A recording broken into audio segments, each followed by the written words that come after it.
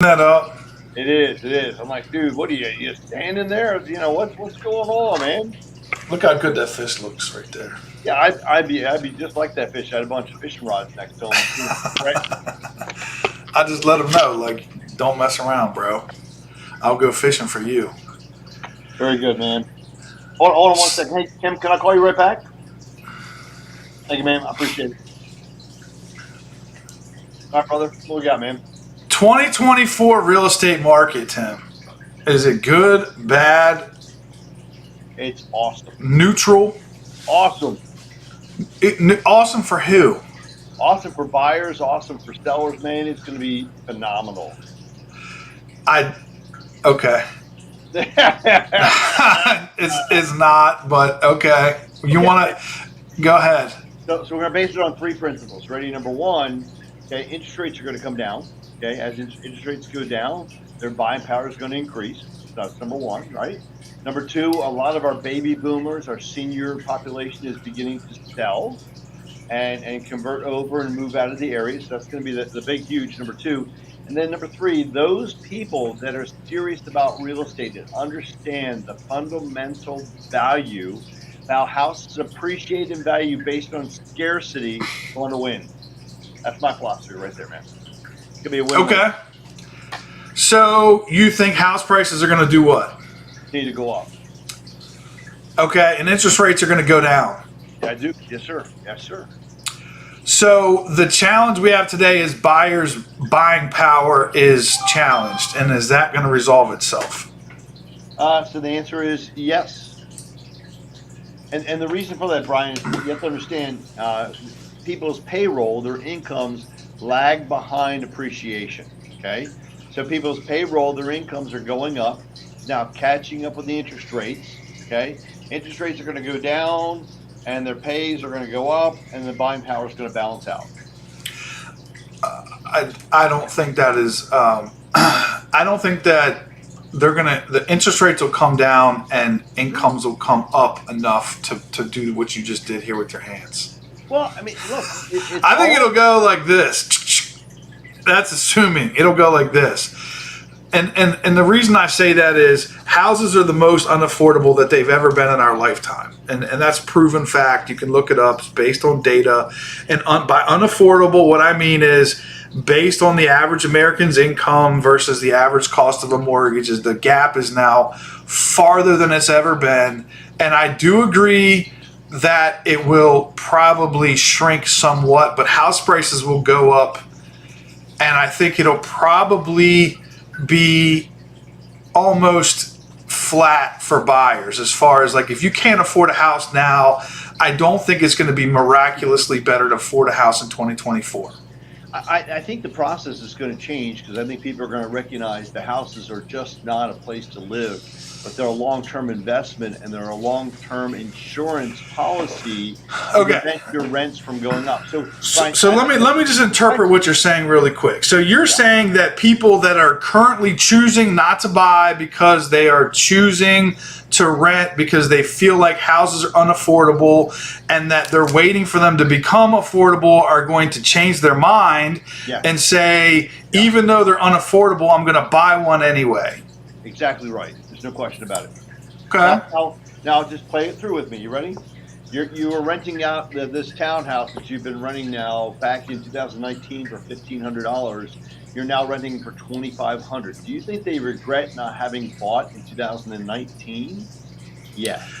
So I don't disagree with you in principle. I know people personally that are following this tract where they've been waiting out. It's like I look at it a little bit different. I think it's the people that tried to outsmart the market who were very confident that, because their uncle told them or because they just know what they know, that things are going to, like the housing market's going to crash. And when it crashes, I'm going to jump in. And they're starting to realize it's not going to happen. So let's just pause for 1 second and let's speak to that group of people. And let's just say, listen, if you've been on the fence and you've been waiting for a crash, let me tell you why that is not going to happen. The primary reason is because, and we were just talking about this before the call, real estate is a zero-sum game. Correct. without new construction. What that means is for every person that sells a house, they're buying a house, and the number of available houses stays the same.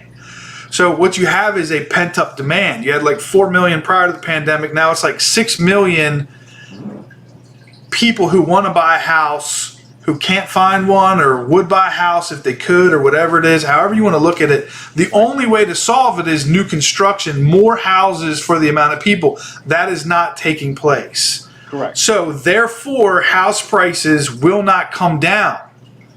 The only thing that would cause them to come down would be a shortage of buyers or an abundance of houses for sale that met the 6 million and then had a surplus on top of that. Correct. It's not going to happen because everybody who's in a house is going to move into another house. They're going to buy a rental or they're going to buy another house or whatever. So house prices are not coming down. It's not going to happen with the construction of new homes. Yeah, that's also true. We're not building affordable homes. I mean, think about it. I mean, you go That's also true. Brand new townhouse at $500,000. I mean, that's affordable. It's not. You're correct. You're 100% correct. Yeah. So there is not going to be a savior of new construction. Nope. It's not even just the prices. It's the fact that, and this, I haven't read this, but my theory is that most of the population centers have been built out, and the building codes that are in place prevent building right near the cities, and the immediate surrounding areas are already built out. Like, you have to go farther and farther away. And the pandemic and working from home helped solve some of that. Right. But people that want to live near a city and live out in the burbs, there's not new construction happening around the country, and the construction that is coming is $500,000 and $600,000 houses. Like, you go into the MLS and you go new construction under 400,000, you'll probably find zero. Right. In all of Southern Maryland, and probably nothing in PG County. I don't know the last time I saw anything under 400K being built, townhouse or single family, but especially a single family. So I think you're missing two steps. Ready? Step number one is you've got a lot of more mature, seasoned, older homeowners. They're going to sell because they realize I've got all this built-in equity. I'm ready to retire. You got that group that's going to move out. But let's just stick with these buyers that are going to come into the market. Sure. I agree with you, but I don't know if anything has changed enough to bring them in. In fact, what I think has happened for many people is that the opportunity might have passed them by a little bit. Where I don't think it has. I think there's going to be even more opportunity for two reasons, Brian. You got a lot of Airbnb. Airbnb is taking a hell of a damn hit, and it's only 1 million houses. It's not a lot. Hey, 1 million makes a difference. Be surprised. But also, don't forget the conversion of commercial space into residential housing that has started to take off in the city centers. That's starting to happen. And it is, but it's not enough. It's so few and far between. Like, I read about a guy bought bought something in Ohio. I think it was an old school. Bought 2 schools across from each other. It was in Philadelphia or something. Yeah, and that's happening, but it's not happening at a rate that's going to solve this problem anytime soon. I think that the realistic conclusion is that it's going to be a hard time for buyers to buy houses. Nothing is coming to the rescue. What people are going to have to do is swallow the bullet, bite the bullet, buy a smaller house that costs a burden to buy. And it's going to be hard for buyers. Like, I don't see a scenario in which buyers are going to feel like they're going to be happy at the settlement table. Like, man, I'm so happy this is happening. It just feels like a burden to buy a house all the way around. Now, the place where it doesn't is you have that 2-income household. They're making $250K. They can afford an extra $1,500 a month. The income went up, as we talked about earlier. The income goes up. It catches up with the price of homes. Yeah. Bingo, win-win. What do you always say to me? Winner, winner, chicken dinner. Come on. Yeah. Yep. So I feel like it'll get a little better for buyers, and I think there's some buyers that were sort of waiting out the market. We're here to tell you it's not coming. If interest rates go down, house prices go up even faster. If interest rates go way down, house prices go way up. But it's not going to solve. It's not going away. But what does it do for somebody who bought a house last year? What's happening to prices? Well, Now now let's talk about sellers, because I think Yeah. so for buyers we've already gone there. Yeah. And here's let me wrap through a couple predictions that I pulled up on the internet. So I pulled up Redfin, Business Insider, Bankrate.com, and Forbes.com. They all say the same thing. What's that? Listings will rise, prices and rates will fall. That's not true. But housing costs will remain a problem for young families, which will increase demand for large rentals and force President Biden to make affordability a cornerstone of his reelection bid. That's probably true. They're probably going to pressure the Fed to lower rates. But the idea that house prices will fall, I disagree with. Listings will rise in prices and rates will fall. I disagree. That's Redfin. Housing market predictions for 2024. I'm reading it right here, and it basically says, I'm going to conceptualize it, values will continue going up, and that buyers are recognizing the overall investment return. Yep, they're on a changing their home. mind. Yep. Dude, and that change in perspective is huge, Brian. You're correct, Tim. I mean, I agree with you. I just don't know that it's a ton. So, I think there's a number of pieces in play. We've got the Airbnb piece, we've got the seniors selling their home piece, we've got affordability catching up with incomes going up. I think it's a change in perspective. I think 24 is going to be a solid year, but remember, it is. Baron von Rothschild said, which is you buy when there's blood in the streets. And Brian, There's no blood in the streets, Tim. There is no blood in the streets. I think there's opportunity. There is, but there's no blood in the streets. Like, well, there's I think with a blood in the streets is real simple. It's the real estate agents that aren't sharp, that aren't sticking to the market, that are getting out of the business. You're talking about from the real estate agent and the lender perspective. Let the bodies hit the floor, Tim. Like it's a slaughterhouse out there. Exactly. So what's that mean? It means that has nothing to do with the people watching this. Well, a lot of realtors actually watch our videos, so I'll say that. It's going to mean more professional real estate agents that are using funds in place to buy houses. Brian, look, they've got construction perm loans now that are tied into FHA loans. Well, let's finish up with this predictions from these experts, right? So Business Insider says home buyers will see lower mortgage rates, higher home prices, and a lot more competition. I definitely believe that. Okay, I mean, look, 2024 buyers should start preparing now by saving money, paying down debt, improving credit, look into affordable mortgage programs and down payment assistance to boost affordability. Check, check, and check. That is all 100% true. You should be calling Tim and saying, hey, I want to buy next year. What do I need to do to get into position? What programs are available? I can tell you there's more than what you probably think.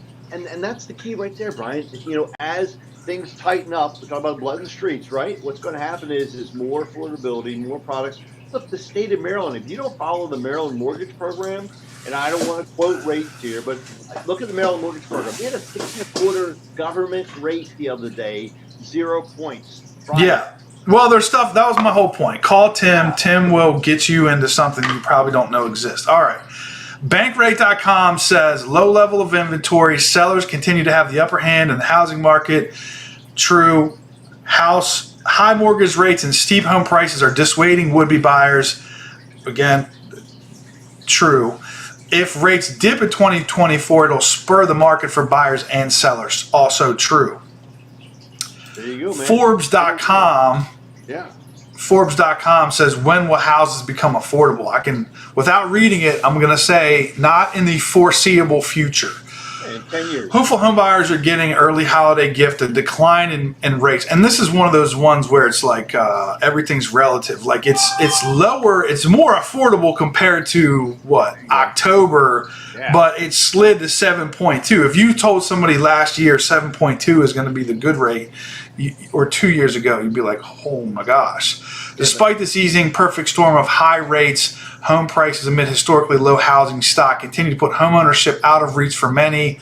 Most notably, first-time home buyers remain pessimistic more than ever about being able to afford a home in 2024. Also, all true. This is all basically what we've been saying the whole time. 2023 was a demoralizing year for many aspiring home buyers. Yes, it was. And it was demoralizing for home sellers because the greed and the ability to sell your house for these crazy prices is gone. So let's talk about sellers really quick and what sellers should expect for 2024. Do you want to give like a summary? Yeah, I think sellers are going to expect to see that buyers in general are going to be more. I hate to say this, but more picky about the houses that are coming on the market. I think they're going to require more inspections. I think they're not going to accept the house as is condition any longer. They want a home that's going to be worth what they're willing to pay. I think sellers have to be more flexible in paying closing help. I think sellers have to be more realistic about time frames, right? So I think those three things have to come in play, and I think there's going to be more. That was like 5 things. Okay, but there's not going to be a seller's like market, right? It's not a buyer's market. Well, Tim. So let me say first of all, I agree with everything you said 100%. I probably wouldn't even add anything to it. I would also say that that's still a seller's market because ultimately. Yeah, and still control the inventory. I agree. Well, not just that, but they're still getting high prices. And at the end of the day, right, like when you sort out your list of goals, getting top dollar is over and above pain in the buttness of having to do inspections and deal with getting your house fixed up or whatever. So they're still winning. And they're still able to demand high prices. Yes, they're going to have to concede some things they didn't have to before, but it will still be relatively easy to sell your house, and they'll still be able to get top dollar. Now, the greed is gone in the sense that you can't do crazy things and say, I'm going to live in my house for 6 months for free. You're going to pay your closing costs and my closing costs. You're going to waive the inspections and the appraisal, and you're going to pay $50K over. That is gone. But that's probably not healthy anyway. So we're in a good situation for sellers, but they're also going to have to now roll up their sleeves a little bit, and they're going to have to put in a little bit of effort here. They're going to have to fix their house up. They're going to have to compete against their neighbors a little bit more, and they're going to have to concede on some things they didn't want to before. I just went through this. My home seller had to put in a UV light for his well because the well test failed, and before we would have been like, no, we're definitely not doing that. But still, and then they had premium dollar, Brian. But that's my point, though. We sold it over the appraisal, and things still, like, we still got top dollar for it, and a freaking UV light's only $1,200, not a big deal. So it's like a small percentage. So for sellers, it's not gonna sell with 5 offers. It's not gonna sell in the first weekend per se. Right. You're gonna have to be realistic about your price. You're gonna have to put a little effort into getting it to sell, but it'll sell. So I think for sellers, it's good news. For buyers, I don't see it as rosy. I still see it as painful. But I do think that, to your point, Tim, for the people that are willing to say, hey, you know what? Like, I would love for a house to be able to be, 3,500 square foot and 25% of my income. It's going to have to probably be 2,000 square foot and 35% of my income. And it's not going to be like all fixed up, but I have a house. So yes, that's a thing. And you're going to see people buying some more fixer uppers and less desirable homes, but their opportunity exists. If you are able to buy a little bit of a fixer-upper as a first-time home buyer, and you're willing to live in a Rambler that maybe it's got an unfinished basement like I did when I bought my first house, still opportunity is still there. You can still do it. Correct. And so, Brian, you nailed it right there. How many of us would have gone back 5 years ago having bought a house in 2019? And I'll give you an example. One of my clients bought a townhouse for $150,000. Dude, they put it on the market 30 days ago, and they're selling it for $295,000. Yeah. They're almost making 100% profit. Oh, I know. And the proceeds are tax-free. Okay? Yeah. I don't know what other investment you're going to sell, and they're 100% tax-free, Brian. Well, to your point, Tim, people are coming around to understand. I'm having this conversation with my son-in-law right now, and I'm trying to explain to him that even though it feels like a crazy decision, you have to compare that to 5 years ago and understand that it feels like a crazy decision compared to 5 years ago when you could see somebody buying a $300,000 house and paying $1,800 a month, and it felt comfortable. It's not going to feel comfortable. It's going to feel like a stressful event, and buyers are gonna have some pain. Which brings me to, I think we covered this now. Right. I do want to touch on this. I did a video the other day about this real estate agent situation, and I don't think it's going to affect us very much this year, but I think in the future we are going to see a doing away with, on a percentage basis, more than 50% of buyers being represented by real estate agents.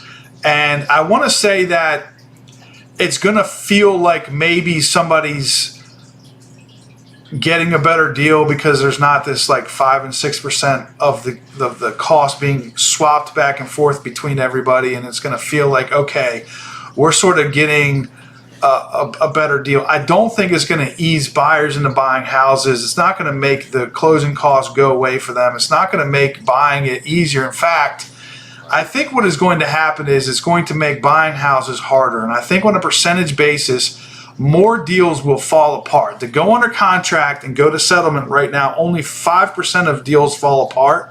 I think that if we do away with buyer's agents, that number would easily double, if not more. And the reason why is because there's nobody there to set expectations. And if you, in the state of Maryland, you can only represent a buyer or a seller. I can't represent a seller and then say, all right, well, I'm going to represent a buyer and a seller. I can only represent the seller. So if you buy a house with no buyer's agent, what you're doing is you're buying a house unrepresented and you're dealing with the listing agent. The listing agent has a fiduciary responsibility to protect the interest of the seller. Okay. And so now you have a situation where if you're faced with trying to buy a house that's extremely unaffordable to you in your mind, you're not going to be like, well, you know what, I'll just pay 3% to a buyer's agent and let me just pull out some $100 bills and slap them down. Not happening. You're probably going to waive it all together, or you're going to pay some nominal fee. And when it comes time to getting your inspections and you're demanding that the seller fix everything, you have no perspective of like, hey, that's not how it works. Like the most people that are buying a house, they don't get all the windows that have broken window seals. You get that little fog right next to the corner of the window. Sellers don't fix them every time. It's not normal. Like you're going to walk away from this deal now over that, or you're going to say, hey, I want this done, and if you don't, I'm going to cancel the deal. That's going to happen. Or they're going to move in and feel like they got taken advantage of. And it's going to create a lot of friction for everybody involved. It's going to be a lot more of a burden. Just imagine you selling your house now, put your home sale hat on, and now you have an unrepresented buyer who's got very outside of the normal set of expectations about how this is going to work, and you have to deal with that. That's going to create a lot of problems. Now you're not going to pick up the phone and call the buyer's agent and be like, come on, like, get your people online here. We're not doing all this. And they're like, I know. I've been telling them. I was like, all right, well, tell them this and tell them this. And they're like, okay, but would you please tell the seller if they just fix this, we'll be okay. That's how we do it today. That's going to go away. You're going to have these people that are pounding on the table. Well, I want all 57 items fixed. Otherwise, I'm not buying this house. Or they're going to end up like getting, another one is the finance side. They're going to come in with this jackleg, spaceship mortgage company into the deal, and I'm representing the seller, and I'm like, man, I don't like this at all. There's no buyer's agent that's going to say, hey, listen, Tim Murphy over here is the guy you want to talk to, because you're not even getting any access to any of these local mortgage programs. You're paying too much, this, that, and the other. That's going to be a problem too. And it's also going to affect mortgage lenders, because there's not going to be a buyer's agent to rep, like, sending deals to these local mortgage companies. I think it's going to push more people to these national companies, like the one Tim and I just had this conversation dealing with, one of these national mortgage lenders, guys in like Cincinnati, and he's sitting there saying, oh, well, you need to make sure this, that, and the other, and like we're looking at each other going, no, that's dumb. It's not how it works. Like we're dealing with a well issue, and they don't understand how wells work. They feel like there's something's wrong when there's nothing wrong. Can I add something to there, Brian? I'm going to throw something to you. So I think with the pandemic, I think with the current marketplace as far as the real estate community, the lending community, I think we're going to see a massive change in the lending side. I think you're going to see the banks are shrinking their footprints. The banks are pursuing more of just the conventional 30-year fixed rate, 20% down, great scores. Which is bad for people. It's bad for people that need help. That maybe you have some credit challenges and you need someone who's going to take the time to work with you for 6 months to help get your credit score fixed. That's going away. Yep. And they're not going to give you access to no money down, and then some of these local programs that are a super pain in the butt to deal with, by the way, as a mortgage lender. I used to be one. And it's like, well, I'm so happy I don't have to offer that now. We're only going to deal with what they call paper buyers, doing conventional, everything's super easy. The process is like 4 times easier doing a conventional loan than somebody who's got challenging credit, who's getting a down payment assistance program. So they're moving towards an easier process that's more profitable, but it's going to hurt the consumer 100%. No, I totally disagree with you on that one. I think what's going to happen is that conventional side is going to get so damn competitive that the banks are going to have to offer some great deals for folks that have great credit. I think that's going to be the easy part. Now, the other side of the coin, the lenders that are remaining in the marketplace are going to be drilled down. They're going to be refined. They're going to really know their product and know what's available and know how to help their consumer and their friends. Dude, that's what's going to happen. That means a lot of lenders are going to leave the industry, but those that know what the hell they're doing, that have the right tools in their toolkit, and that are focused or driven, they're good. Listen, let's face it, Brian, right? If you're driven, you have the right attitude, right? And the right focus. Yeah, I think Tim Murphy's going to be fine. I agree with that statement, but I will say that if you do away with buyer's agents, Tim, you are going to have a much harder time. When somebody decides to buy a home and they're sitting in, right next to your office in Waldorf, and they're not from here and they don't have a huge network of people that know Tim Murphy, they're going to go on Google and they're going to say like mortgage lender, and they're going to get stuck with Spaceship Mortgage. Or they're going to get stuck with Veterans Mortgage or whatever it is, and they're going to end up in a situation they're not going to have access to the loan programs you have access to.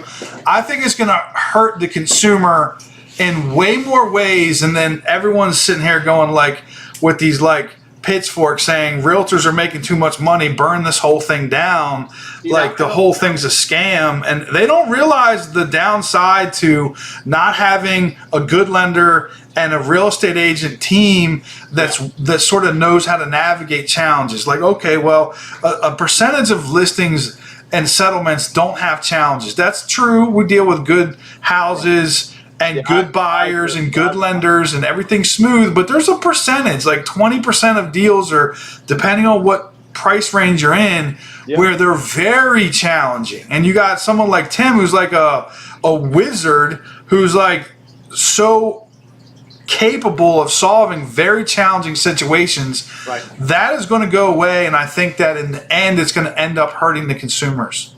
So here's what my philosophy is, Brian. I don't think we're going to see a 50% reduction in buyer representation. I think we might see it's going to be more than that. 20%. Nah, I don't. We're going to see it. I think people recognize. I can back all this up, but it's the largest financial investment you're ever going to make. And to me, if you're going to have such a huge investment, you're going to want a professional to stand by you. I think the way it's presented is going to be different, and perhaps the pay structure might be different.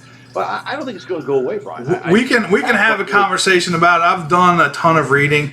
The issue is that when the seller is prevented or dissuaded from paying the buyer, right, and it's put on the buyer on a percentage basis, it doesn't happen. Only 5% of buyers in other countries choose to pay for a real estate agent. So when given the option of going directly to the listing agent, right, they choose not to do it because they don't want to pay for it. And yet we've been doing it since 1916. Yeah, but they are doing a drain the swamp sort of mentality. Every article you read is like, we're going to finally get these dirty real estate agents who have been screwing us over out of all this money, and the 6% commissions are going to hell and blah, blah, blah. It's like, I understand there is some, feelings of, I went through a deal that was super easy and I felt like the money exchange was a lot. I get it. I would also say the reason why it was easy because you're dealing with professionals, but then there's times where you deal with a complete buffoon who actually screws the deal all up and you're paying them that amount of money. Sure. I see where there's challenges, but I also say that what's going to likely happen is they're going to diminish the buyer's agent representation. It will make it harder for everybody to do business. And it is what it is. I'm not going to sit here and try to change the world. I'm just telling you what I think. Well, so with that being the case, Brian, so back to the story, it's going to make people more professional. Number one, you're going to have a lot less issues. Number two, I think sellers You have more issues, number three, but more professional. I think you have way more professional, issues. You're going to have issues resolved one way or another. It's going to go through. How many listing agents are not as professional either, Brian? I mean, think about it, right? No, listing agents tend to be more professional because the way the real estate business works is you work your way from a buyer's agent to a listing agent. And listing agents tend to be more seasoned and to be more experienced and to have more ability to resolve issues and to be more professional. So I don't think the listing agents will cause the friction. I think the friction will be unrepresented buyers that have these very strong opinions about what they think that they're going to do and not do, and they have nobody telling them. I'm going to be calling Tim and saying, Tim, bro, get this buyer in line, and Tim's going to be like, listen, but that's if they get a hold of Tim, because like I said, if there's no buyer's agent involved, they probably aren't calling Tim unless Tim gets his like Google game going and he shows up on the local search results and he starts going directly to consumer. Because the way our business works now, Tim gets all of his business from real estate agents, not from people Googling mortgage lender in whatever White Plains. I think what's going to happen is the circle of cash flow, how we influence each other is going to change.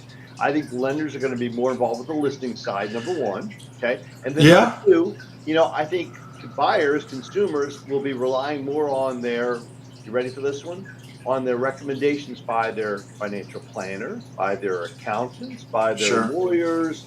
I mean, you nail it down by the. But buyers aren't going to be doing any of that, Tim. They're not going to be paying for the services of a realtor. Now there will probably have to be. The challenge is going to be, and we don't have time to get into this, but the challenge is going to be how showings take place. Because we live in Southern Maryland, and my listings are 20 miles apart, 30 miles apart, 40 miles apart. Sure. And this is where, again, the level of service is going to hurt everyone. As a listing agent, our job is to get as many people in the front door as possible to buy your house. Yep. If you wipe out buyer's agents and now you're going to rely on me, who's 30 minutes away, to show every buyer the house, I'm going to scrutinize that situation. And some people say, well, I want to make sure only qualified buyers see my house. Well, sure, that's probably true. But let's say that they're like barely qualified, right, and that they're also just started the home sale process, and there's like no chance they're going to make a decision today. And they're just like, hey, I'm thinking about selling my house, but I want to go see this house. You think I'm going to get in my car and drive all the way out there for that guy? No. I think you're going to use one of these, Brian. You're going to use the phone. Everything's going to be technology. But remember, the one thing I want to tell you, you're not going to take the relationship out of real estate, Brian. That's all there is to it. On the listing side, yes. But on the buy side, as challenging as what we've just described, Tim, is how unaffordable houses are. If you think you're going to add 1 or 2% burden on the buyer to come out of pocket, not happening. It's already being done. We just raised the price to accommodate it, dude. It's already done. But that's built into the current system. They're saying with the new system, they want buyers to come out of pocket. Right. And not going to happen. Going to expect to have the seller's going to say, "Hey, I'm only going to pay a 3% co-op," and guess what? They're not going to be able to get as much in the sale price of the house, because what's going to happen is we're going to ask the seller to pay the closing. We're going to ask the seller to pay the real estate commission. Brother, there's not that much. They're not going to do it. You deal with for sale by owners, and you talk to them about paying the buyer's agent, and they are just like, no, they don't understand. Unless they understand the value. They don't. When you can demonstrate the value to a for sale by owner, they want to bring in an agent involved in the process. But that's my point. That will never happen. They're not going to call some buyer's agent and say, demonstrate your value. They're going to look at the situation and say, I need to buy this house. I only have $15,000 in the bank. Right. How am I going to buy it? They get a hold of Tim. Tim's like, well, you got to actually come up with 20 to cover your closing costs. We got to get the seller to give you 5. Sure. And do you want to pay a realtor on top of that? Like come up with another 10 or 20? No, I don't have any more money. it's worth paying somebody to negotiate the sale, to get the max closing assistance, to get the best programs available. Sure. That's the value of a real estate agent, Brian. I don't disagree with you, Tim. I actually would argue that this is going to ruin the market in many ways. It's going to end up worse. I first of all would say that, but I'm also going to say that in reality, regardless of how I feel or what's right or wrong, right, people are hell bent on blowing up this structure, and it's going to happen, and it is going to be tough for buyers and sellers and everybody to do business now. It will become harder, and it's okay.